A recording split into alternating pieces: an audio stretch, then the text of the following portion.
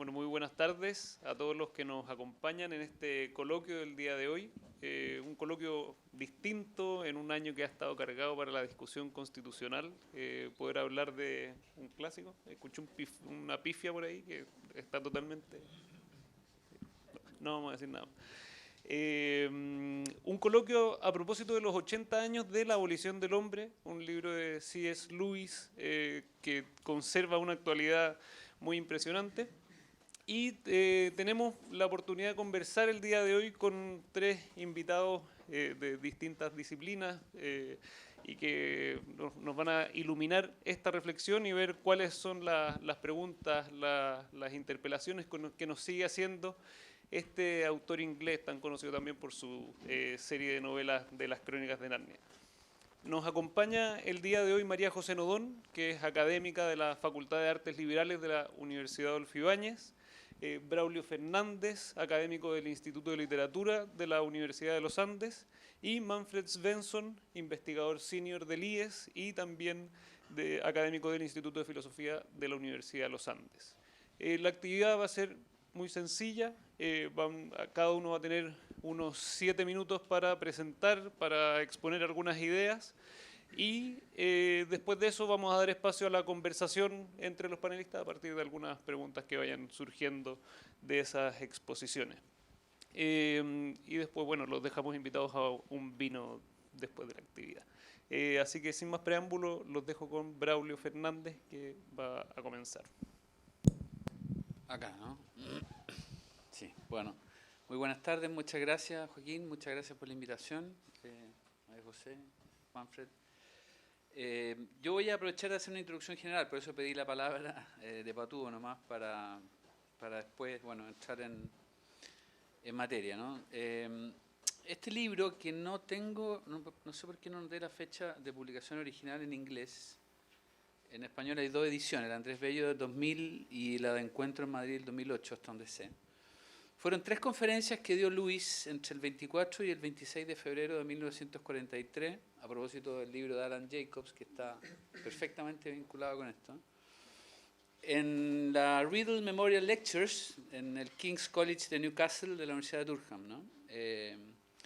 Y bueno, en estas 3 conferencias, que luego se reunieron como libro, Lewis reflexiona en torno a los sesgos ideológicos que ya en esa época él encuentra que lamentablemente había en algunos textos escolares, ¿no? ¿Para qué hablar de los sesgos ideológicos que uno encuentra hoy día, ¿no? Y la principal crítica que hace a esos textos, que bueno, él con mucha elegancia no nombra a los autores, sino que les pone un sobrenombre, Gallo y Tito, y al libro lo llama el libro verde, digamos, para no entrar en detalles, ¿no? La principal crítica, como decía, que hace es hacia el relativismo, ¿no? En todos los planos, pero sobre todo en el plano ético.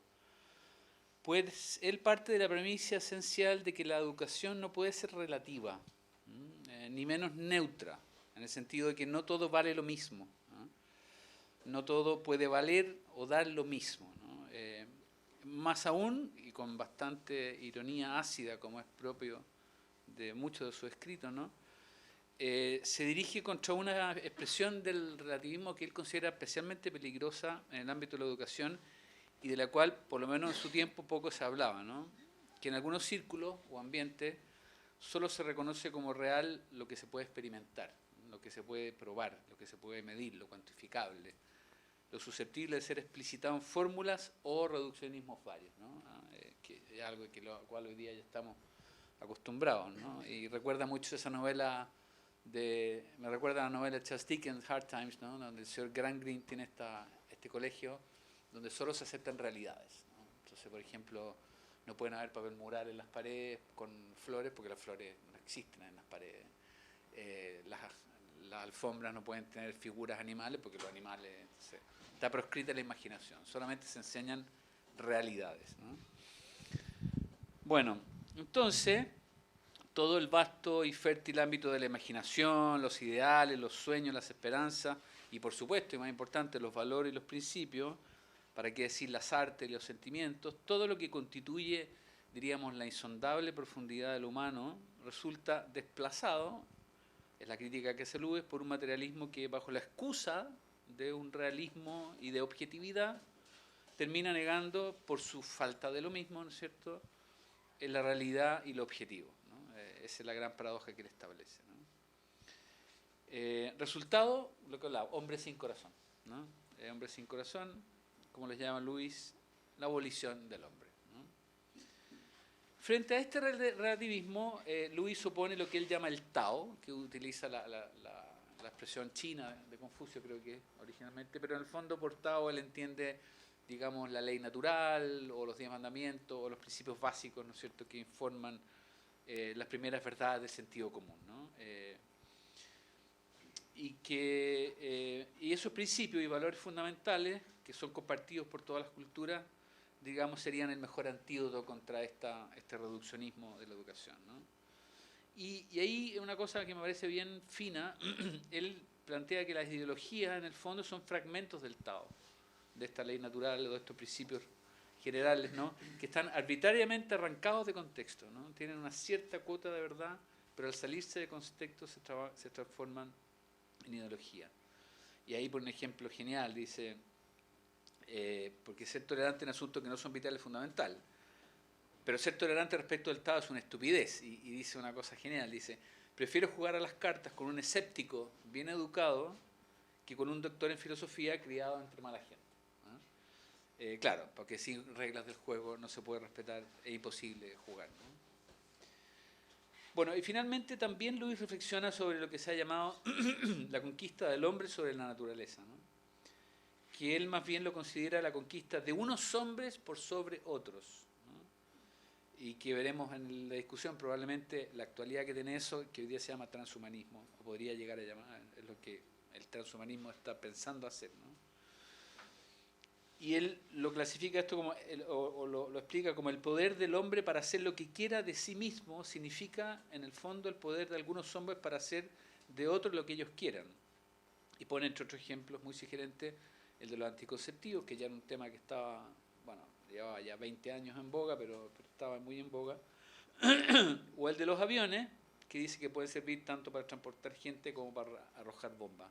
En el fondo lo que está criticando o lo que está poniendo sobre el papel es esta idea de que la técnica tiene una racionalidad ciega, ¿no? Es decir, no tiene una racionalidad en sí misma, sino que es ciega y depende del uso que le demos. Un martillo puede servir para clavar un clavo o para romperle la cabeza al profesor Svensson, y eso no es culpa del martillo, sino que de quien lo use, ¿no?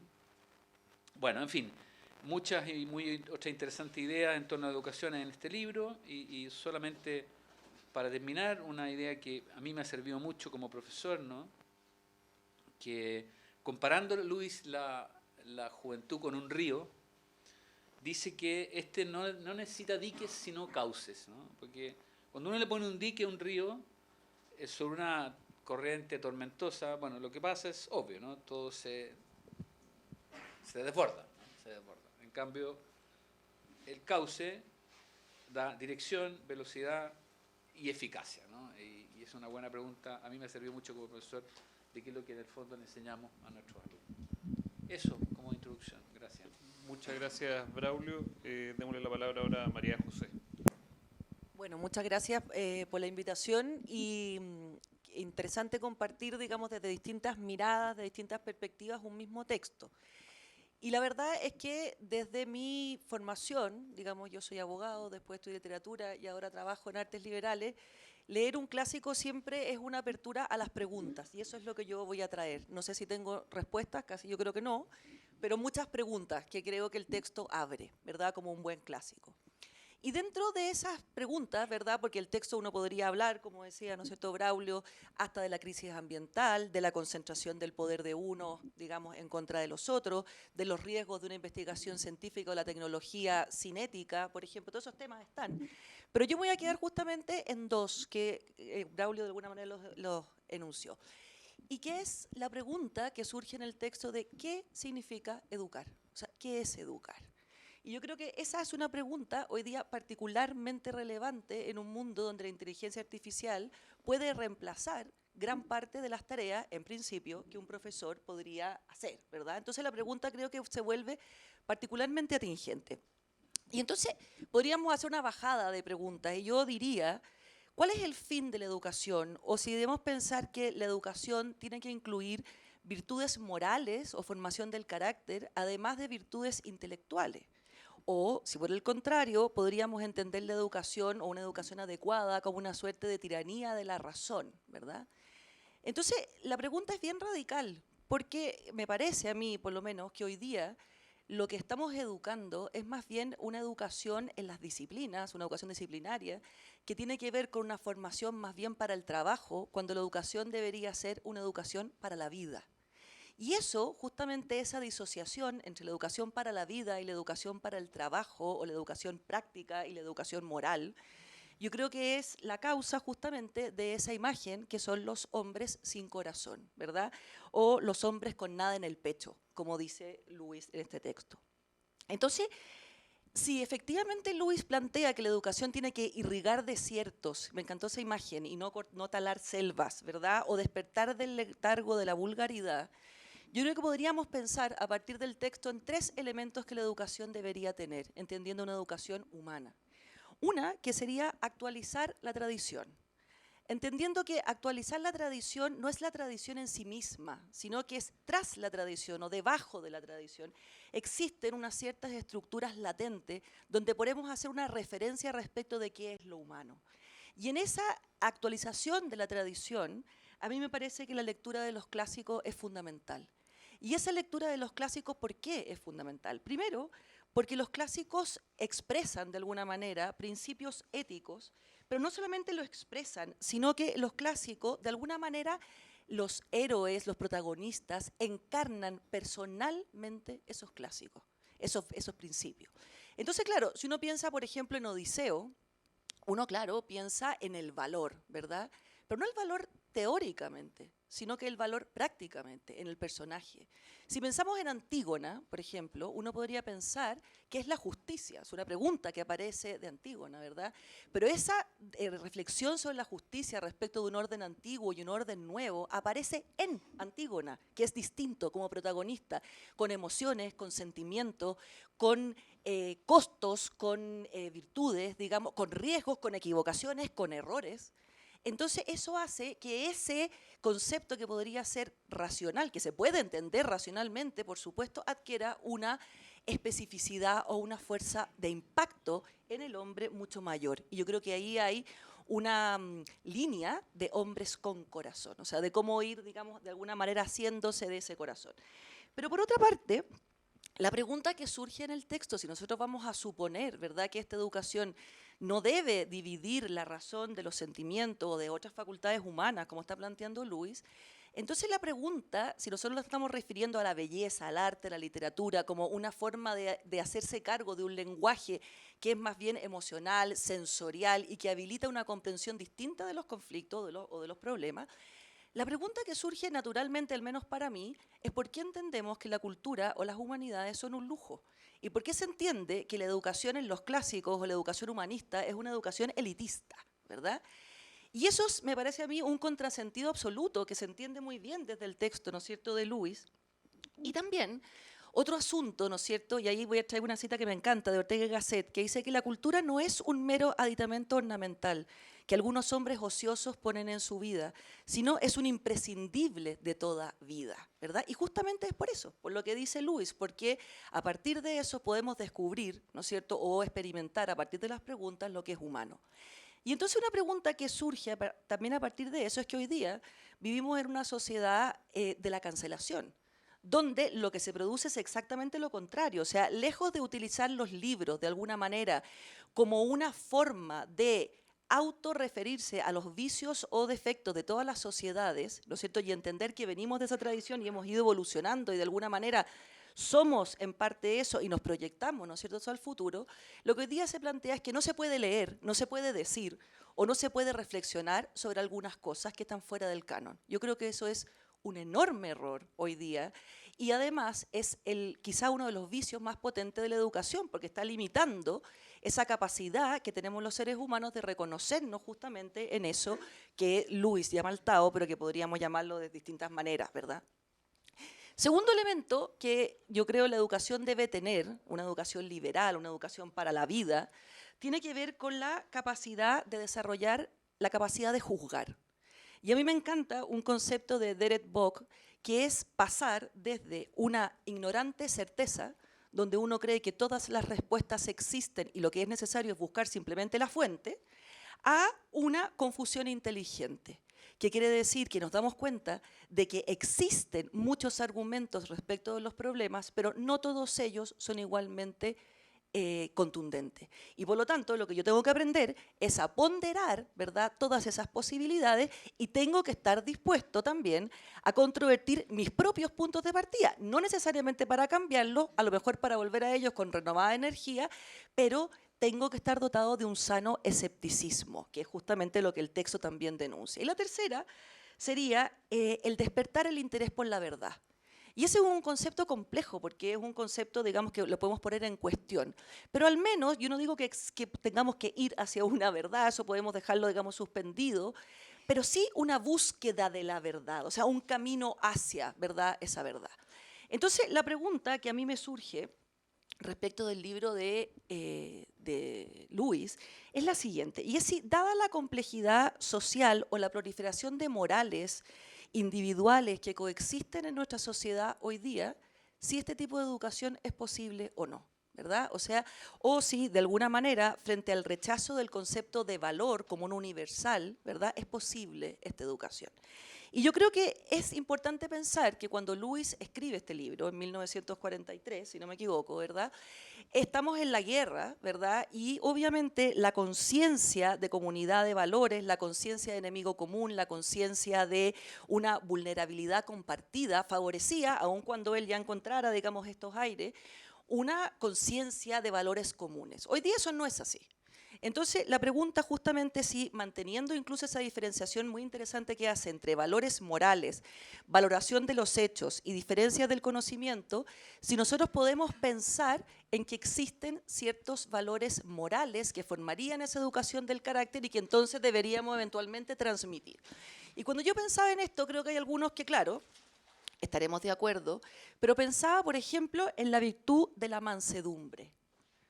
Yo creo que la virtud de la mansedumbre, hoy día no sé si habría un acuerdo general en que es un valor moral, por ejemplo, humano, que debiéramos enseñar. Entonces, Luis deja plantada una cuestión muy interesante, es decir, si esa existencia de ese Tao o de esos elementos, digamos, que podemos llamarla innatural, pero a los que hacemos referencia, son permanentes incluso en una sociedad donde no existen valores compartidos y en una sociedad donde las morales individuales proliferan y esperan, digamos, él los llama, ¿no es cierto?, los innovadores o los modificadores, si efectivamente esperan cambiar, digamos, eso que debería ser el valor de esa formación humana o de esos hombres con corazón, ¿verdad? Y entonces ahí, y con esto voy terminando, creo que el libro abre otra pregunta, que es igualmente interesante y que yo dudé mucho si hacerla primero o hacerla después, ¿ya? Pero decidí mejor hacerla después. Y parte desde esta conclusión, que dice, la rebelión de las nuevas ideologías contra el Tao, que es justamente lo que les estamos advirtiendo, es una revelación de las ramas contra el árbol. Y dice, si los rebeldes consiguieran su propósito, se darían cuenta de que se habían destruido a sí mismos. Y entonces, confirmando que al menos hoy día el Tao está en cuestionamiento, o sea, al menos está en cuestión, entonces lo que habría que pensar es si efectivamente de alguna manera hemos corrompido lo humano. Y eso nos obligaría a pensar, ¿verdad?, una pregunta, si es factible hablar del humano en un mundo donde se ha abandonado, o al menos silenciado, ¿verdad?, el Tao. Y también si es posible superar o no, ¿verdad?, esa idea de hombre, asumiendo el riesgo que él mismo dice, que es entender la idea del hombre como una pura abstracción, y no más que eso, ¿verdad? Y aquí, ¿no es cierto?, algo dijo Braulio, pero aparece fuertemente el concepto de posthumanismo, ¿verdad? Y ese concepto que está planteado, por ejemplo, por Rossi Braidotti, que opone, ¿no es cierto?, al universal de lo humano estas identidades que son particulares, ¿verdad? Y también podríamos pensar qué es lo que ocurre con el concepto de hombre a partir del desarrollo tecnológico. Entonces yo pensaba, por ejemplo, los cyborgs, ¿son humanos? ¿No lo son? Vamos a, de alguna manera, correr, ¿no es cierto?, el concepto y a la manera de correr el concepto, si lo entendemos, tendremos que replantearnos lo que significa ser verdaderamente humano o no. Y en ese mismo sentido, yo creo que es bien curioso porque en la medida en que nos alejamos de este Tao o en la medida en que replanteamos o cuestionamos el concepto de lo humano, al mismo tiempo, nuestra sociedad está gritando por lo humano, sentimos ese grito por lo humano. Entonces yo creo que el libro plantea revisar nuestra sociedad, nuestro tiempo, con esa contradicción, ¿verdad? Que a medida que nos alejamos de lo humano parecería que estamos gritando por acercarnos, ¿verdad? A eso que es profundamente humano. Y desde ahí un cuestionamiento a ciertas instituciones, esto podemos hablar después, como por ejemplo la democracia, cómo la democracia se ve afectada o no, o si la democracia es un sistema que debería modificarse o cambiarse o adaptarse justamente a estas nuevas concepciones de hombre y a estas nuevas concepciones casi imposibles, digamos, hoy día, de valores comunes o de lógicas comunes. Entonces, en definitiva, creo que el libro abre una enorme actualidad para observar desde esa tradición, pero considerando nuestras particulares circunstancias, además, el concepto de la educación, de lo humano y la viabilidad de las instituciones con las que hoy día nos regimos. Muchas gracias, María José. Démosle la palabra a Manfred Ya, Svensson. pues, yo espero que nadie esté pensando que le hacemos un resumen para que no lea el libro, ¿no? La mayoría lo habrá leído ya, otros lo leerán después, otros lo releerán para discutir lo que estamos diciendo aquí, pero en cualquier caso es un texto extraordinariamente actual en cada una de sus 3 conferencias que tratan tópicos conectados, pero al mismo tiempo distintos. Es la tercera conferencia, La abolición del hombre, la que da su título a todo el libro y la que tiene estos ecos en las discusiones contemporáneas sobre post o transhumanismo, a las que ya han aludido, pero hay una conferencia inicial que uno puede considerar íntegramente dedicada a la educación, y una segunda conferencia sobre la idea misma, ¿no? de valores humanos compartidos, o como queramos titularlo. Él titula esa conferencia El Camino, ¿no? Que es una idea interesante porque nos dice algo tanto sobre el destino, ¿no? María José hablaba de estar al menos encaminado en la búsqueda de la verdad, pero también habla del hecho de que uno está dentro del camino y no caminando por cualquier lado afuera del camino, ¿no? Y hay un texto muy abierto al hecho de que hay discusión moral legítima, no es un texto que cree que hay algo así como verdad moral, pero al mismo tiempo cree que hay discusión moral legítima, pero que esa discusión se da con sentido dentro de ese camino, ¿no? Y que hay mejores comprensiones, retrocesos dentro de la comprensión de ese mismo Tao, etc., ¿no? Creo que hay muchas cosas dignas de nota aquí y muchas razones para releer este texto. Tal vez yo volvería sobre una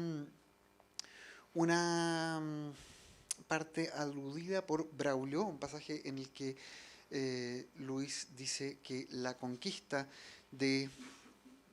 o el poder del hombre sobre la naturaleza resulta ser un poder ejercido por algunos hombres sobre otros, valiéndose de la naturaleza como su instrumento. El poder del hombre sobre la naturaleza es, al fin y al cabo, nada más que el poder de unos hombres sobre otros con la naturaleza como instrumento. Esto no nos suena a retórica de Luis, suena más a retórica marxista casi, ¿no? Uno dice, ¿qué es esto de analizar las relaciones del hombre con los otros hombres y con la naturaleza solo en términos de poder?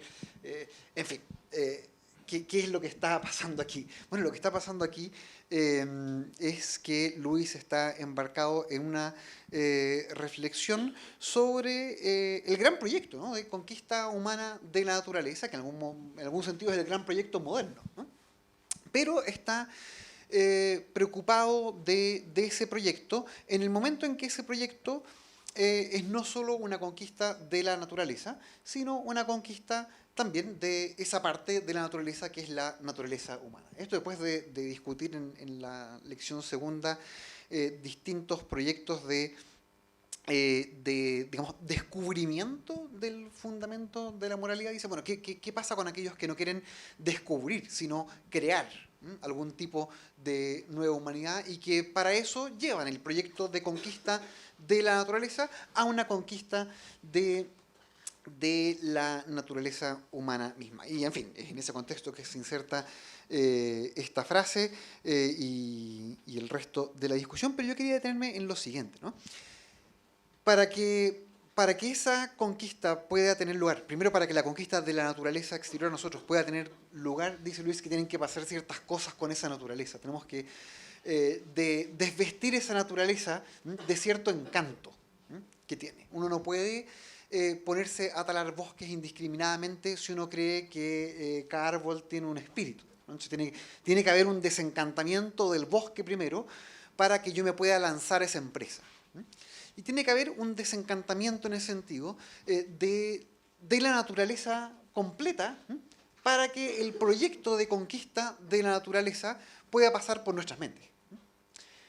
Y claro, si es que uno lleva eso al siguiente paso, al paso en el cual está metido aquí Luis, entonces ocurre algo análogo, ¿no? Que es que para conquistar la naturaleza humana también hay que haber de algún modo desencantado al hombre mismo, ¿no? Así como había que dejar de pensar en los árboles como dotados de espíritus para talarlos, ¿no? Bueno, parece que hay que dejar de pensar en los seres humanos como dotados de un espíritu para embarcarse en el proyecto de conquista de la naturaleza humana. ¿Por qué voy a esto que es señalar algunas cosas que no están tan explícitas en el libro? Porque Lewis es conocido como apologeta cristiano, ¿no? Es un escritor anglicano, pero leído en todas las confesiones cristianas, tanto por sus ensayos apologéticos como por su obra literaria. Y resulta que este es el texto que uno podría decir menos explícitamente refleja ese trasfondo cristiano y apenas siquiera una preocupación religiosa. Y efectivamente es eso, es una preocupación general por la humanidad, por la preservación del humano, lo que está detrás de este libro. Y al mismo tiempo, bueno, hay que percibir cómo esa preservación del humano conecta con estas preocupaciones centrales de Lewis por las que sus lectores, los lectores del resto de su obra, lo conocen, lo conocemos. Me parece que aquí hay un punto bien nuclear que muestra dónde está esa conexión. Hay algunos otros puntos, pero muy escasos, donde se ve esa conexión. Esto es un texto que uno empieza a revisar las citas, la tradición, digamos, intelectual, literaria en que está inserto es principalmente una tradición clásica, ¿no? Esto está lleno de citas de Cicerón. Si uno va al apéndice que busca mostrar el Tao reflejado en distintas culturas, es un elenco de citas egipcias, de la India, etcétera, muy notable, pero todo esto particularmente cruzado con la tradición cristiana inglesa, ¿no? Hay citas de John Bunyan, de Richard Hooker, etcétera, y todo el elenco de citas termina con un pasaje del Evangelio de Juan. De cierto os digo que si el grano de trigo no cae en la tierra y muere, queda solo, pero si muere lleva mucho fruto, el que ama su vida la perderá. Pero claro, no es una posición exclusivamente cristiana que le interesa mostrar con eso, sino el lugar que la magnanimidad justamente tiene dentro de la preocupación por lo humano, que excede por lo mismo una preocupación por la simple preservación de la especie. Es una preservación de algo más que la mera subsistencia biológica. Y eso está muy bien ilustrado en un amplio elenco de citas finales sobre la magnanimidad que termina en esta cita. No es la única cita bíblica en el apéndice, pero una de las pocas citas bíblicas en todo el texto. Eso respecto a lo que tiene este texto de conexión con el resto de las preocupaciones religiosas, filosóficas de Lewis en el resto de su obra. Yo quisiera decir dos cosas más, nada más de contexto general, porque Braulio aludió a un libro de Alan Jacobs titulado 1943, La crisis del humanismo cristiano, publicado por la editorial del IS. Me apuro decirlo antes de que lo diga Joaquín, luego les hablará del precio, etc. Y es un contexto muy interesante el que nos pone esa obra, porque Jacobs lo que hace es tomar un elenco de escritores, ensayistas, T.S. Eliot, Simone Weil, Maritain y alguien más, Lewis, que el año 43 se lanzan por razones no accidentales a una reflexión respecto del tipo de civilización que parece que va a triunfar. Claro, y la razón no accidental que los une en esta reflexión en ese año es el hecho de que parece que van a triunfar, ¿no? Por fin, hasta ese momento más bien dudoso que fueran a triunfar. En ese momento comienza a aparecer como pregunta primordial, más bien, ¿cuándo? ¿No? ¿Cuándo? Pero claro, si es que va a triunfar esta civilización, digamos, no totalitaria, sobre el nacionalsocialismo, surge la pregunta respecto de qué clase de civilización es esa, ¿no? Y si es una civilización que va a triunfar por su poderío militar y económico o por alguna otra razón por la que valga la pena su triunfo, ¿no? Y eso es lo que en buena medida está detrás de este libro, junto con el conjunto de textos de estos otros autores que trata ahí Jacobs, y eso sitúa esta obra, este ensayo, en un contexto literario e intelectual más amplio, que creo que vuelve muy fructífera también su lectura. Y por último quería decir algo sobre el contexto literario en la misma obra de Lewis. 2 años más tarde, 3 años más tarde, Lewis publica una novela que ha sido traducida al castellano como Esa fuerza maligna o Esa horrible fuerza, una horrible traducción en cualquier caso, de un libro que tal vez también es un poco horrible, también es horrible su portada, y That Hideous Cover es una broma entre luisianos bien común, pero que es expresamente una versión literaria de este texto. El brevísimo prólogo de la obra dice: aquí busco dar forma literaria a algunos problemas que han sido tratados de modo más serio y sistemático en la abolición del hombre. Es el libro con que culmina la trilogía cósmica de Lewis y fue sepultado por la crítica literaria. Yo no soy capaz de evaluar si esa crítica tiene razón en su juicio sobre el valor literario de la obra, pero Lewis mismo, cuando se refiere a esto en cartas, simplemente se lamenta del modo en que ha sido recibido, que probablemente refleja algo respecto de lo que hizo. Pero hay una crítica que es excepcional en esto, por lo favorable, que es una crítica de George Orwell.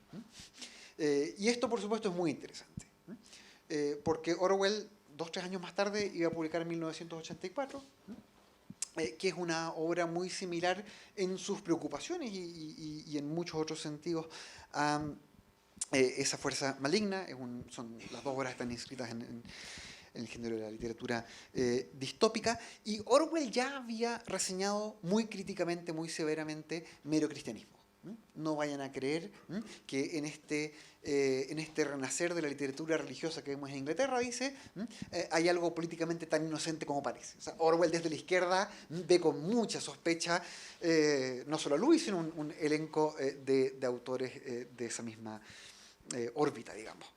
Y sin embargo, ese autor, cuando lee Esa fuerza maligna, que es la versión literaria, digamos, de la abolición del hombre, dice: vaya, aquí hay algo. Dice: bueno, hay que excluir algunas intervenciones sobrenaturales, porque esto es una novela con todo tipo de intervenciones, para poder ver lo que hay aquí de interesante. Así lo ve Orwell, pero aquí hay algo que resuena en él y en sus preocupaciones muy vivamente. Y creo que el hecho de que Orwell sea un autor que sigue estando tan presente para nosotros, bueno, y que él viera esto, ¿no?, con ojos benevolentes, él que en otro sentido era crítico de Lewis, también dice mucho respecto de la actualidad de este texto. Gracias. Muchas gracias, Manfred. Con algo de modestia también, Manfred solo menciona 1943, pero en el catálogo del IES también hay una introducción, así es, Lewis, escrita por Manfred. Todos los libros están a la venta, así que después a la salida del evento pueden comprarlo. Había que hacer el aviso parroquial. Bueno, muchas gracias por sus intervenciones iniciales. Hay muchos temas muy interesantes y lo que queda claro es que es muy actual el libro y que no cesa de interpelarnos a nosotros.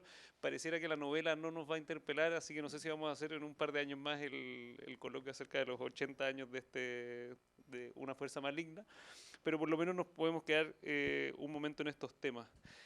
María José comentaba una dimensión muy interesante de la reflexión de Luis que tiene que ver con la educación.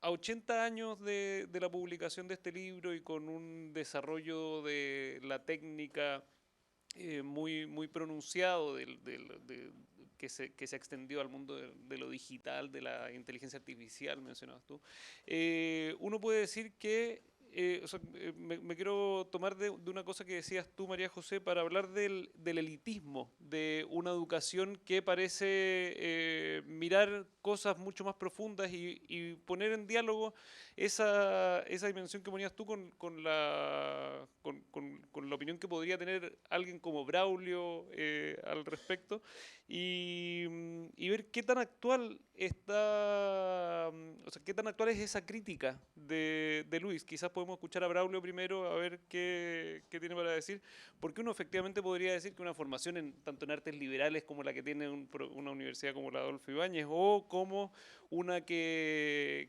está atendiendo a los sentimientos y a la belleza y al lenguaje tal como lo comprende Luis, parece no ser lo que necesita el mundo actual y tecnificado. ¿Cómo verías tú eso, Braulio? Bueno, yo lo primero que quería decir es que en el libro de Alan Jacobs, que se titula del mismo año de esto, ¿no? Creo que hay una pregunta todavía más fuerte que se hace, que se hicieron estas personas, ¿no? Es decir, esto podría ocurrir de nuevo. O sea, el holocausto podría ocurrir de nuevo.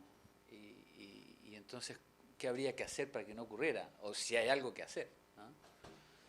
Y la respuesta unánime, aunque no dicha por todos estos autores de la misma manera, es la educación liberal. Volver a la educación liberal en el sentido clásico, ¿no? Y a la educación cívica entendida no como se entendía en Chile cuando nosotros íbamos al colegio, sino la formación del ciudadano en la polis, ¿no? La formación del ciudadano, ¿no? Y es una pregunta muy fuerte que está en ese libro, ¿no? Entonces, yo ahí me remito absolutamente a todo lo que dijo la María José y claro, finalmente, por lo menos en lo que respecta a la literatura, yo siempre he pensado que la filosofía y la literatura son hermanas mellizas, ¿no? O gemelas, que nacen el mismo día porque nacen con la misma pregunta.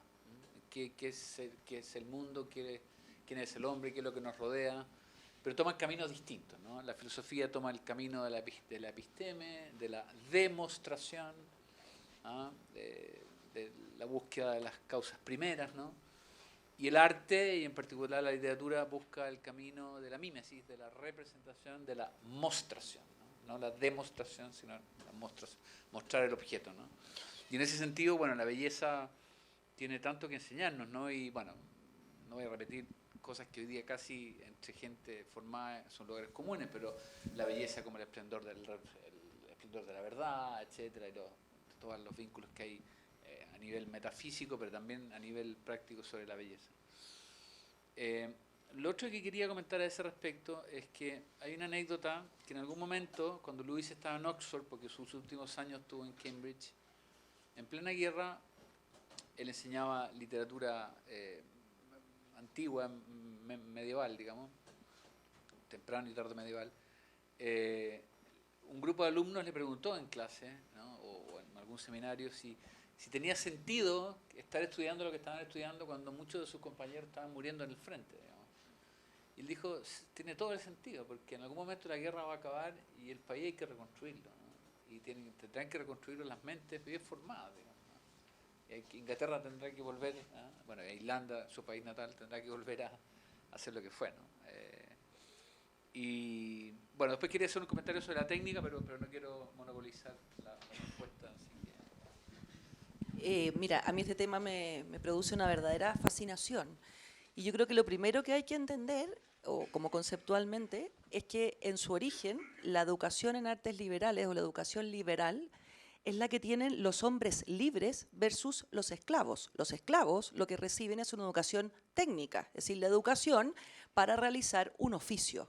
Entonces, cuando hablamos de la educación liberal, y en Chile este concepto es un concepto un poco confuso, se confunde, digamos, como contra lo conservador, o sea, no tiene que ver con eso, sino que tiene que ver con lograr estudiantes, o también ciudadanos, estamos pensando en la democracia, profundamente libres. Y para ser libre se requieren ciertas condiciones que la educación liberal busca, ¿no es cierto? Y que tiene que ver un poco con lo que decía yo, ¿verdad? O sea, entenderse o de alguna manera actualizar la tradición, incluso, digamos, cuestionándola, por supuesto. O sea, no se trata de seguirla, sino que se trata de cuestionarla, ¿verdad? De cuestionar eso que ocurrió, lo que no ocurrió, pero sobre todo esa capacidad de juzgar, ¿verdad? O sea, no es real que un ciudadano es libre si no tiene capacidad de tomar sus propias decisiones, ¿verdad? Entonces, si uno lo mira así, y nosotros vemos que la formación en artes liberales es la formación, digamos, clásica en el mundo anglosajón, por decirlo de alguna manera, entonces es bastante absurdo pensar que la educación liberal es elitista, ¿verdad? Porque todos aspiramos en una sociedad a que los ciudadanos sean hombres libres. Por lo tanto, deberíamos aspirar a que esto fuera, ¿verdad? Una cosa bastante más general. Ahora, obviamente la educación liberal tiene una exigencia, ¿verdad? Y se opone de alguna manera a un mundo de la técnica, a un mundo de la revolución industrial, digamos, o sea, en donde se entiende que las personas tienen que ser educadas en una especificidad, ¿verdad? En una disciplina específica. Entonces, yo creo que hoy día hay un libro muy nuevo que se llama Menos Tech y Más Platón. Está muy claro, ¿verdad?, que la tecnología o el desarrollo tecnológico se engrandece si lo que hacemos es unirlo a las humanidades. Entonces, que esta dicotomía clásica entre la ciencia o lo STEM, la ingeniería y las humanidades es completamente absurda, porque obviamente una de alguna manera se nutre con la otra. Yo solamente quiero hacer leerles una cosa aquí, que me parece que es igual, o sea, totalmente de los clásicos, pero me parece que viene al lugar, probablemente me dice, ¿por qué trajiste Frankenstein? Yo te voy a explicar por qué traje a Frankenstein. Cuando uno lee Frankenstein, ¿verdad? Ustedes a lo mejor lo han leído y si no, yo les cuento un poquito cómo está construido. Lo que hay es un testimonio del doctor Frankenstein, ¿verdad? Una vez que el monstruo ya se ha revelado la tecnología, digamos, en ese momento y ha causado los peores males del mundo y se encuentra, ¿verdad? En el polo con se me olvida en este minuto el nombre, pero con otro científico, digamos, que va en un barco, ¿verdad? Y Frankenstein entra a este barco y entonces le cuenta su historia a fin de advertirle, de alguna manera, de los riesgos que tiene ese uso de la ciencia indiscriminado. Y cuando le quiere explicar, dice lo siguiente, dice, si el estudio al que te consagras tiende a debilitar tus afectos y a destruir tu gusto por los placeres sencillos en los cuales no puede haber mezcla alguna, entonces ese estudio es indefectiblemente malo, esto es inadecuado para la mente humana. O sea, me parece extraordinariamente atingente y yo siempre le digo a mis estudiantes que reemplacen la palabra estudio por cualquier otra cosa, un partido político, un amor, un hobby, ¿verdad? Y se van a dar cuenta de que si eso que ocurre termina de nublar lo que dice aquí, los placeres sencillos o la capacidad de sentir, de alguna manera, eso es indefectiblemente malo. Entonces, lo que quiero decirles es que esa búsqueda de lo humano es una búsqueda permanente en la tradición clásica, es una búsqueda permanente en la educación liberal, porque solo llegando a ese núcleo conquistamos la verdadera libertad. Y esa verdadera libertad es la que en definitiva construye sociedades y instituciones, democracia, educación, digamos que sean coherentes con lo que realmente somos, ¿verdad? Y eso, con esto, y con esto termino, no quiero decir, ¿verdad?, que el cuestionamiento que yo planteaba respecto de la moral objetiva, respecto de si es posible obtener racionalmente principios de aplicación general, no sea un debate que debe darse. O sea, desde las artes liberales, ese debate debe darse y debe darse con toda fuerza argumental, y cada uno de nosotros ponderará adecuadamente cuál es la conclusión a la que llega. Pero no hay que omitirlo, sino que por el contrario hay que traerlo a nutrir este debate. Ha aparecido harto la sensibilidad, el corazón y todas esas cosas. Y al mismo tiempo un texto que tiene una defensa muy enérgica de cierta concepción de la racionalidad práctica en su segundo discurso. Y una pregunta como la que hiciste sobre la actualidad que esto tiene en el plano de la educación, obviamente nos tiene que llevar al modo en que se calibra en el proceso de educación digamos, el lado afectivo, imaginativo y el aspecto más puramente intelectual, si se quiere describirlo así. Y claro, este libro parte como una defensa de la emoción. Describe un texto escolar en que se le enseña a los alumnos a no dejarse digamos, embaucar por la propaganda que le dice que cierta catarata es sublime, digamos, y que capten que ellos simplemente están viendo un texto en el que se proyecta los sentimientos de sublimidad que tiene el escritor del texto. Este tipo de ejercicio es lo que los alumnos ven en el texto escolar, y Luis quiere defender que en la emoción expresada con ese término hay un efectivo acceso a la realidad, ¿no? Y que solamente educando en ese tipo de acceso a la realidad, digamos, en el acceso consistente en aprender a maravillarnos desde muy temprano con cosas maravillosas y a dolernos ante cosas terribles, que solo mediante esa educación de la sensibilidad el corazón queda preparado para que luego, digamos, llegue la razón con toda naturalidad, se pose ahí y haga su trabajo, digamos, ¿no? A mí me ocurrió hace pocas semanas, leyendo esto con un conjunto de profesores de X unidad académica, que surgiera la pregunta, oye, pero Luis está preocupado por una educación que parece ser sobreintelectualizante, ¿no? y que aleja a los alumnos de ese papel fundamental en la formación temprana de la emoción. No estamos nosotros en la situación opuesta, digamos, de una educación en la que todo es emotivismo, en la que no hay espacio alguno para el intercambio racional, que el mismo puede ser visto como ofensivo, etc. Yo creo que esa pregunta es muy pertinente, porque algo de eso hay, pero que creo que no cambia en sustancia el diagnóstico que nos ofrecería Luis. Digamos, el diagnóstico que ofrecería Luis hoy, creo, contendría lo que tiene ya aquí de defensa de la fundamentación racional de cuestiones muy básicas de la racionalidad práctica, pero creo que incluso en un contexto más emotivista como el nuestro, tendría que seguir siendo lo que es una afirmación del papel primario de la formación de la educación de la sensibilidad, ¿no? Creo que eso ocupa un lugar tan central en la concepción de la educación que tiene la misma tradición en la que él descansa, ¿no? Él tiene un papel tan central en textos como, digamos, la República misma de Platón, que no me lo imagino en un contexto como el nuestro, por distinto que sea del 43 en este aspecto, sosteniendo una posición radicalmente distinta, ¿no? Probablemente tendría que decir algunas cosas más sobre el emotivismo de nuestro contexto educacional, pero creo que en sustancia aquí sus tesis se sostienen muy bien también en nuestro contexto. Yo creo que esa es una pregunta muy relevante y yo creo que Luis da de alguna manera una respuesta, o sea, propone una respuesta. Cuando dice, claro, los sentimientos, creo que lo dice, corrígeme tú que eres filósofo, corrígeme bien, pero dice, los sentimientos no son en sí mismos buenos o malos, pero pueden estar adecuados a la razón o inadecuados a la razón, ¿verdad? O sea, no toda emotividad o emoción en ese sentido tiene racionalidad, ¿verdad? Puede carecerlo.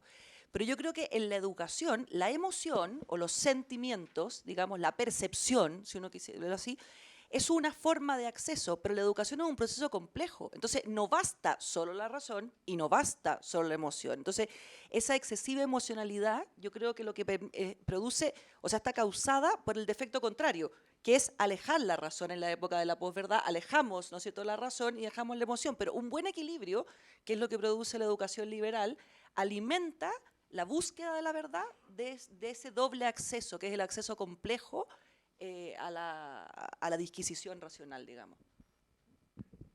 Sí, es muy buena esa idea, además de la descripción que hace Luis, lo pone como en un lugar intermedio entre la razón y el impulso, y es todo un proceso en el cual el niño se va formando. Hay una idea que, bueno, Manfred decía que nos pusimos sentimentales después de la primera pregunta, entonces quería volver sobre este concepto eh, sobre el cual Luis apoya toda su reflexión, que es el Tao. El anexo que comentaba Manfred de la edición en inglés de La abolición del hombre tiene ese conjunto de citas que van construyendo esta idea del Tao alrededor de la magnanimidad, de la honestidad, del respeto a los padres, del afán del hombre por preservar la especie. Son una serie de cosas muy mínimas. Uno podría decir, el Tao es muy liviano en el sentido de que son cosas que parecieran de sentido común y nadie tendería a oponerse a ellos. Es una idea similar a la que a la que me despierta la idea que decía María José con respecto a las artes liberales. Nadie se opondría a una formación de ciudadanos responsables con el medio ambiente, con la democracia, con los demás. Entonces, frente a esas ideas que parecen estar demasiado extendidas y con las cuales todos podemos estar de acuerdo, ¿hay amenazas al Tao o son ideas nuestras conversando acerca de la necesidad de estar leyendo a los clásicos? Cómo lo verían ustedes eso? ¿Cuáles serían las nuevas amenazas al Tao actuales si es que existen?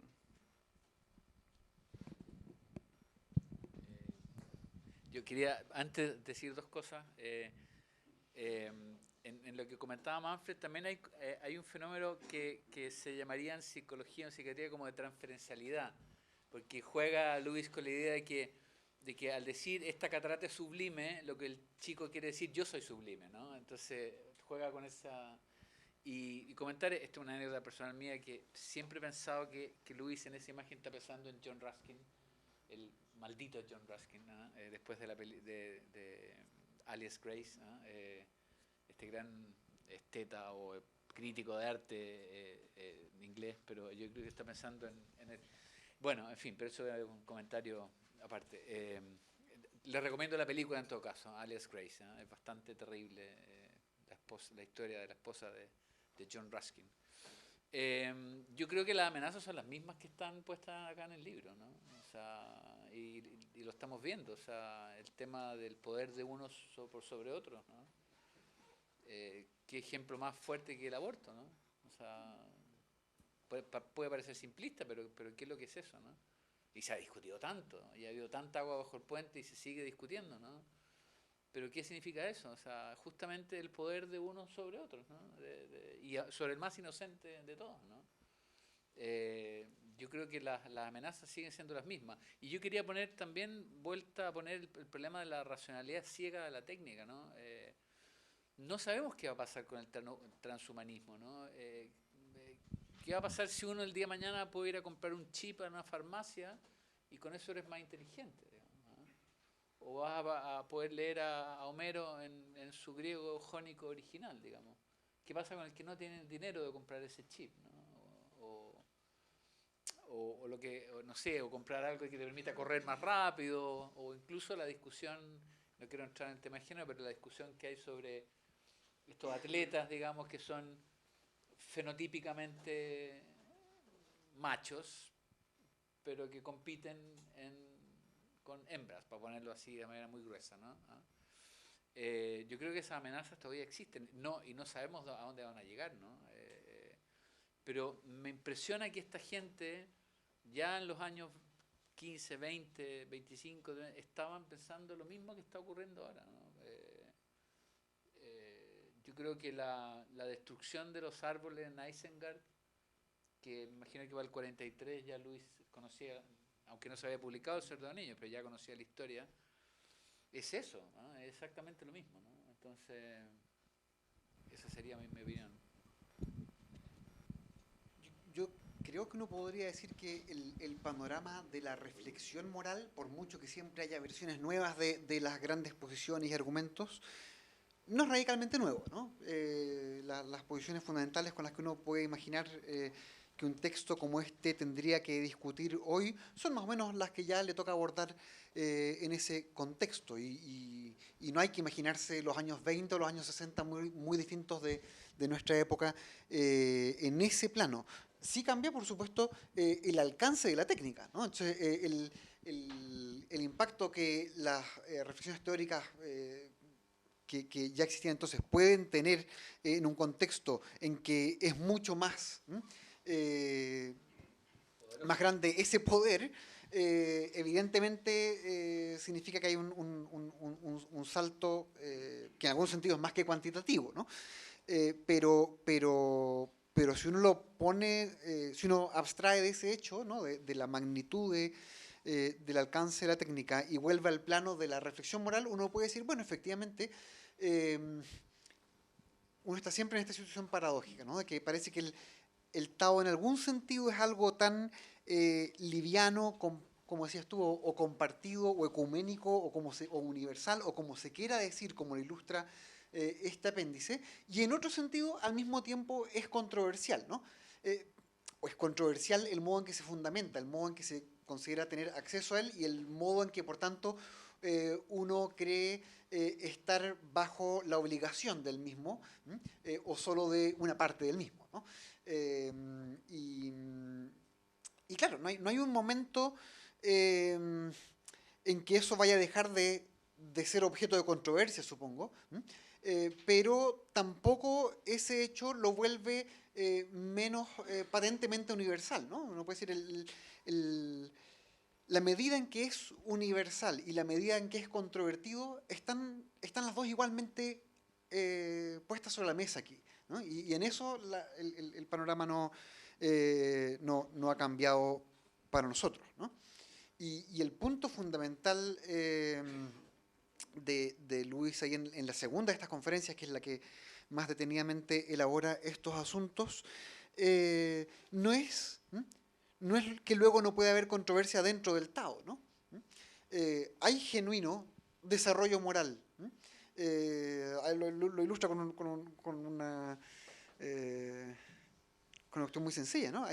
Hay intuiciones que en un momento están formuladas de modo negativo, como no hacer a otros lo que no queremos que nos hagan, sin que fuese aún descubierta la formulación positiva de tratar a otros positivamente del modo en que queremos ser tratados, ¿no? Y esto segundo está en perfecta continuidad con lo primero y al mismo tiempo es un descubrimiento en un momento dado. Y es un descubrimiento tal que todo el que afirmaba lo primero capta que va a tener que afirmar lo segundo, ¿no? Y sin embargo es un descubrimiento. En ese sentido hay momentos de genuino avance moral dentro de esta mentalidad, me parece que sí, ¿no? Y por lo mismo, si eso es posible, bueno, hay momentos de oscurecimiento también. Pero el punto es que uno no puede situarse fuera de ese camino para desde ahí ver si logramos inventar, bueno, algún sistema nuevo optimizado de algún modo, ¿no? Eso es lo que Luis busca mostrar, que los intentos por mejorar esto desde fuera, lo que acaban siendo son, digamos, hipertrofias de un elemento del Tao aislado del resto, ¿no? Y eso es lo que trata con este término de ideología, ¿no? Pero el hecho de que eso no se pueda construir desde fuera, diciendo, a ver, veamos cómo fundo una ética saliéndome primero de toda obligación moral de la que hasta que haya escuchado, el hecho de que eso no resulte, o el hecho de que resulte muy mal, digamos, no quita que haya lugar para genuino avance moral cuando uno está adentro, avance o oscurecimiento. Un poquito más complicado. Yo creo que lo podría un poco más complicado. Yo creo que la pregunta es si se puede definir por la razón el modo más adecuado para vivir. O sea, yo creo que esa es la pregunta actual, ¿verdad? O sea, ¿por qué alguien podría determinar, digamos, cuál es la razón más adecuada para vivir, ¿verdad? Que es un poco lo que significa el Tao, ¿verdad? O sea, un poco esos como valores morales que indicarían lo bueno y lo justo, ¿verdad? Entonces, yo creo que hoy día estamos en una tesitura por supuesto que el tema moral ha sido una controversia siempre, una ley Antígona, ¿verdad? Y ahí lo que está en juego es la ley nueva, la ley del Estado, digamos, o la ley divina. Por supuesto que eso también es un problema moral. O sea, yo estoy segura que estos cuestionamientos morales pertenecen, por supuesto, a la tradición y pertenecen, por supuesto, a la evolución y estar puesta en los clásicos todo el tiempo. Pero hoy día yo creo que esa pregunta sobre si racionalmente podemos establecer cuál es el modo más adecuado de vivir tiene una respuesta mucho más compleja. Y tiene una respuesta mucho más compleja porque hasta con todas las, digamos, vicisitudes que uno puede ponerle y todos los matices, pero el mundo en el que estaba Lewis era un mundo de valores mucho más compartidos, ¿verdad? Hoy día es un mundo donde la universalidad está en cuestionamiento y donde la identidad está en valor. Entonces yo creo que esa tensión no es igual que la que existía en 1943, la veo yo bastante más intensa. Y entonces aquí yo haría una nueva pregunta.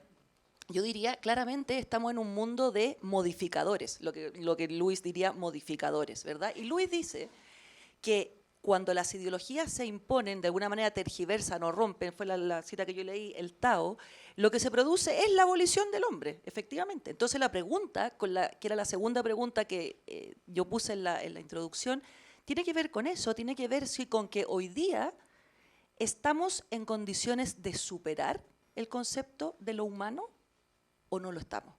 Y yo creo que la irrupción de una tecnología hoy día, la inteligencia artificial, que es autogenerativa, es decir, que no está determinada desde fuera, porque hasta este momento lo que nosotros hacíamos era que desde fuera dictábamos o desarrollábamos el funcionamiento de una máquina, pero había un desde fuera. Hoy día es autogenerativa. Entonces la pregunta es, ¿cómo vamos a entender ese nuevo organismo? No sé cómo decirle, ni siquiera sé cómo decirle, pero esa nueva posibilidad, si uno quiere. Entonces, ahí está el tema, por ejemplo, del transhumanismo, del posthumanismo, el tema de los cyborgs, el tema de la tecnología, y entonces vamos a tener, creo yo, que preguntarnos nuevamente, y esta es una pregunta que de las artes liberales, yo insisto, no debemos nunca tener miedo de hacerla, es si efectivamente vamos a entender por humano o por hombre lo que hemos entendido. Y insisto, esa pregunta hay que hacerla y a lo mejor volvemos con renovada energía a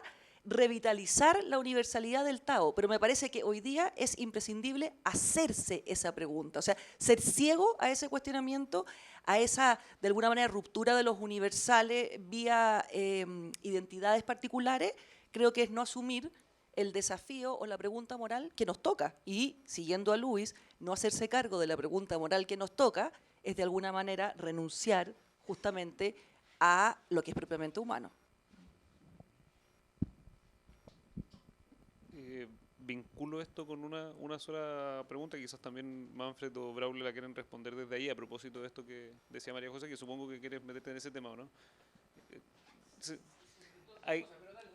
Hay una reivindicación aquí del concepto de límite tal como se pone en el centro de cierto pensamiento tanto conservador como desde el ecologismo, distintas maneras o distintas dimensiones en las cuales se quiere decir que hay cosas intocables con respecto a esto, o cómo uno enfrenta esa pregunta por el posthumanismo sin salirse del Tao de lo compartido. La pregunta por el límite, tal vez donde más explícitamente aparece es hacia el final, cuando está hablando de la ciencia, ¿no? Y claro, lo dice de un modo muy radical, dice, el tipo de ciencia que tengo en mente para el futuro no haría, no recuerdo si dice ni con las plantas o ni con las piedras, pero lo que la de hoy piensa hacer con los seres humanos. No haría con el reino animal ni vegetal, claro, aquello que la ciencia moderna hace con el mismísimo hombre. Claro. En fin, yo no sé cuántos científicos están dispuestos a seguir el proyecto de ciencia que así parece estar evocando Lewis, pero tal vez tiene sentido, ya que eso suena poco persuasivo, a tratar de hacerle un poco más de buena prensa y tal vez se puede hacer subrayando el vínculo que Lewis ve entre ciencia y magia, ¿no? Y que está brevemente tocado hacia el final de la obra. Y es un vínculo que puede sonar incluso ofensivo en el mundo de la ciencia, porque lo que pretende la ciencia es estar haciendo tal vez lo opuesto, ¿no?, de la magia, y ciertamente algo muy distinto si es que no es lo opuesto. Entonces, ¿cómo es que alguien como Lewis pretende que aquí estamos ante fenómenos emparentados? Desde luego no son lo mismo, pero fenómenos emparentados. Bueno, Lewis como profesor se dedicaba al siglo XVI, ¿no? Sus grandes obras son de literatura, sus grandes obras como académico, como son obras sobre la literatura inglesa medieval y renacentista. Y por tanto es un contexto excluido del drama, claro, es el título de su gran obra, Literatura inglesa del siglo XVI con exclusión del drama, donde hay una introducción de unas 100 páginas de historia de las ideas del siglo XVI, brillante, que revela bastante más que este texto sobre lo que él conoce de las pretensiones de la magia y de la ciencia en el siglo XVI, ¿no? Y esto, por supuesto, no toca todo el proyecto científico moderno, pero hay en parte, ¿no?, autores involucrados simultáneamente en estos dos mundos. ¿Por qué? Porque son dos vías a través de las cuales se apuesta por ajustar el mundo a nuestros deseos en vez de ajustar nuestros deseos al mundo. Y claro, si uno lo ve así, si uno ve la magia y parte del proyecto científico como inspirado por esa aspiración, entonces lo que dice Lewis respecto a los límites que debe haber aquí cobra un nuevo sentido, ¿no? Y creo que verlo bajo ese ángulo, en fin, no nos va a arrojar ni una luz concreta respecto del tipo de ciencia que queremos tener, pero sí nos va a hacer entender mejor el tipo de proyecto alternativo que tendría que surgir, ¿no? Un proyecto que puede ser muy ambicioso y al mismo tiempo estar preguntándose si es que no hay que adaptar más el deseo humano a la realidad que la realidad al deseo humano, ¿no? Ese fragmento que mencionabas tú sobre la magia, además, o sea, sobre la ciencia moderna, sobre el nacimiento de la ciencia moderna, es muy interesante además en el papel que le otorga a la búsqueda del poder a los científicos, en el sentido de que hoy día uno ve a los científicos como aquellos que buscan el conocimiento, pero en sus inicios era algo muy distinto. Para terminar, quería simplemente darles unas palabras de cierre a cada uno. Hemos celebrado mucho el libro de Lewis con muchos acuerdos, pero también quería preguntarles si hay algo que les parezca que haya envejecido particularmente mal, si hay alguna diferencia de diagnóstico que tengan con él, si hay algo en lo cual se distancian, y bueno, que aprovechen esa última intervención para cerrar alguna idea que les haya parecido particularmente importante. Eso. A ver, yo voy a aprovechar porque quería como agregar y voy a usarlo de cierre, pero Luis dice una cosa que me parece muy interesante, que es que no hay que confundir la diferenciación entre los valores morales, que serían permanentes, universales, la valoración de los hechos y las diferencias de conocimiento. O sea, que ahí habrían como tres etapas. Entonces, si uno piensa, por ejemplo, en el no matar es un principio, es un valor, ¿verdad?, moral, que forma parte del Tao y podría formar parte de lo que nosotros en la tradición hemos llamado la ley natural, ¿verdad? Y entonces uno diría, claro, en la discusión del aborto, ¿verdad?, eso sería una contradicción en lo humano. Pero ahí habría que agregar justamente esto, es decir, en la valoración de los hechos, en el caso del aborto en concreto, por ejemplo, la discusión también considera si lo que hay en el feto humano es un alter o no lo es. Y entonces, si no fuera un otro, obviamente la aplicación de ese principio sería distinto.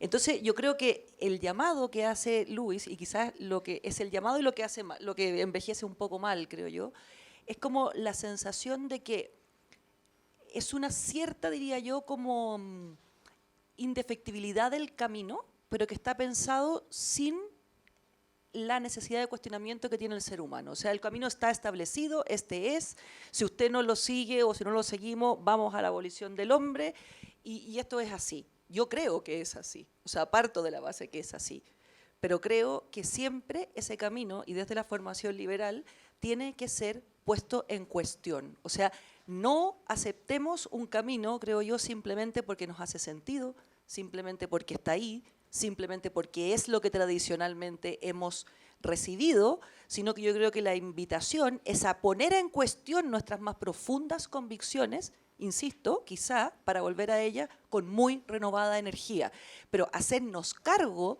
de que no vivimos en un mundo unívoco y que hay miles de pluralidades que ponen en cuestión eso que para mí, en este caso, es profundamente evidente. Entonces yo creo que la categoría de evidente es extraordinariamente útil en cierto sentido, pero es muy inútil en el otro. Es decir, si yo creo que todo aquel que no piensa como yo, no sigue mi camino, está equivocado per se, entonces voy a perder muchas oportunidades de diálogo, de encuentro, de sabiduría también. Entonces, yo quizás lo único que diría sería que uno debe y puede creer que ese es el camino. A mí me parece bastante cercano a lo que yo creo, pero creo que no es positivo vivir o caminar como poseedor de una verdad absoluta, sino que es importante entender que los cuestionamientos a ese camino, que a mí me puede parecer, digamos, prístino, también tienen que ser incorporados para reforzarlo. Yo creo que ahí haría yo, digamos, no sé si es un matiz,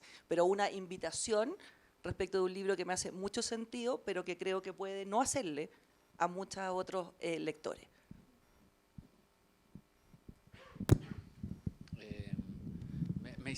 A propósito de la magia, claro, eso también está en Tolkien, ¿no? Gandalf no es Merlín ni Harry Potter, ¿no? Las cosas no, más bien aprende las cosas, tiene una cierta técnica, ¿no? Gandalf, ¿no? Entonces, claro, es la idea de hacer el mundo ilusorio, ¿no? Que en eso se emparentan.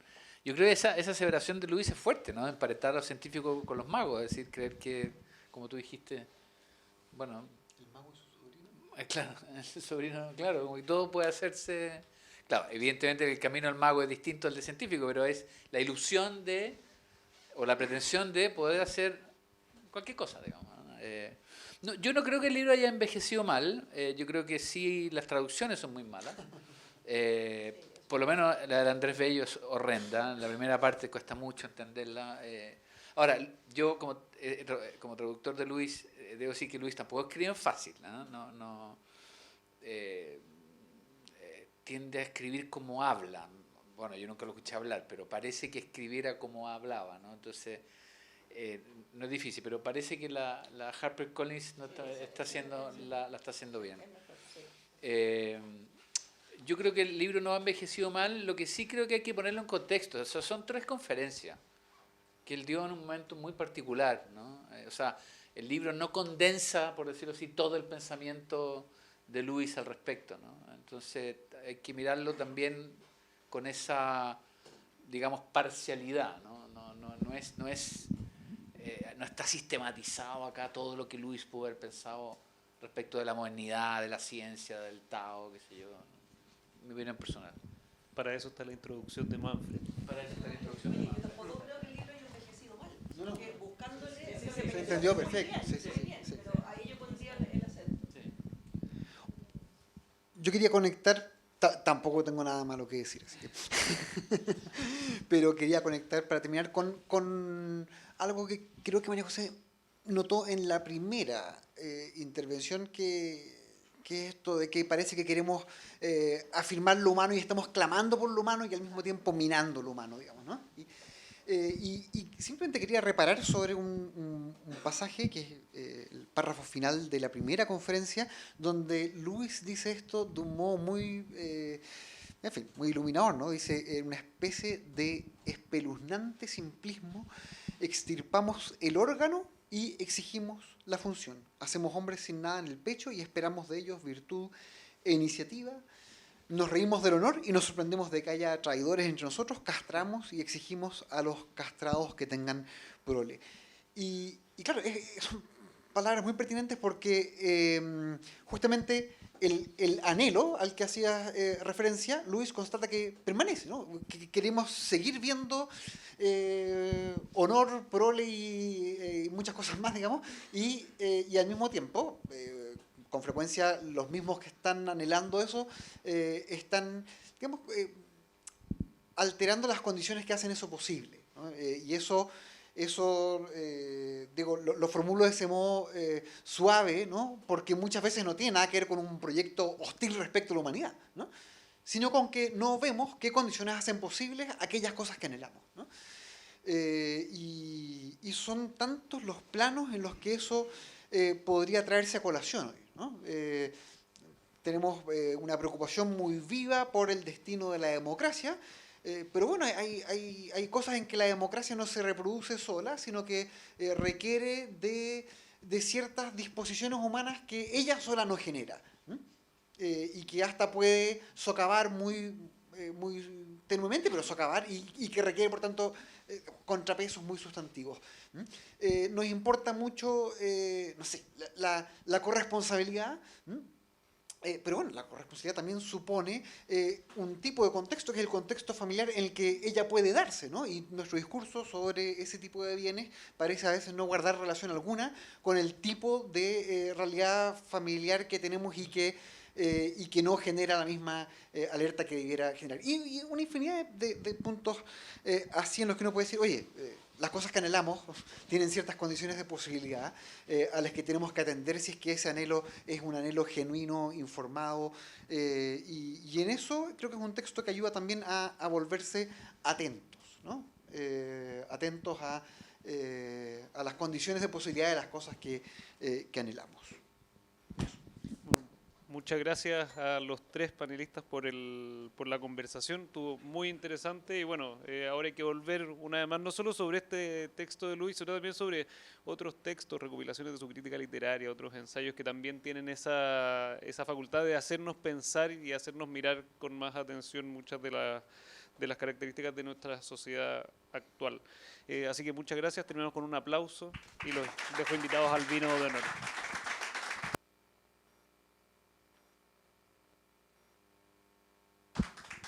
Un solo aviso que los dejo invitados para el jueves 19 de octubre, que vamos a tener unas lecturas de fondo con Gonzalo Blumel acerca de su libro La Vuelta Larga. Así que quedan todos muy invitados también a las 16:30, o sea, a las 18:30 horas.